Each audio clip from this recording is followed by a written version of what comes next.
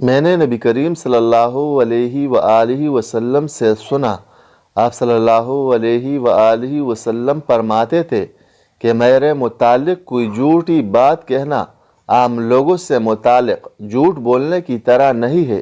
جو شخص بھی جان بوجھ کر میرے اوپر جھوٹ بولے وہ اپنا ٹھکانہ جہنم میں بنا لے۔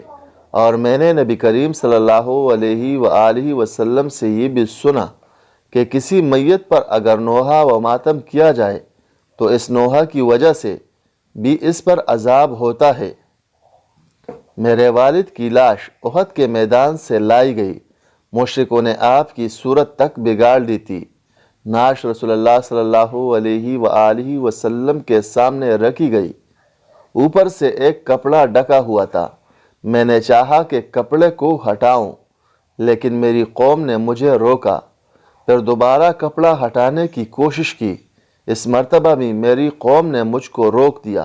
اس کے بعد رسول اللہ صلی اللہ علیہ وآلہ وسلم کے حکم سے جنازہ اٹھایا گیا۔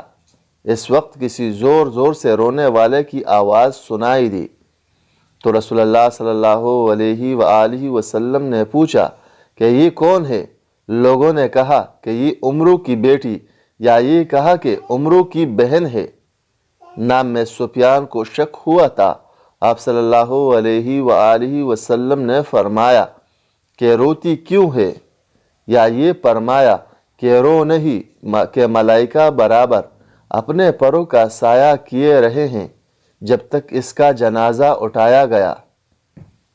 رسول اللہ صلی اللہ علیہ وآلہ وسلم نے فرمایا کہ جو عورتیں کسی کی موت پر اپنے چہروں کو پیٹتی اور گریبان چاک کر لیتی ہے اور جاہلیت کی باتیں بکتی ہے وہ ہم میں سے نہیں ہیں۔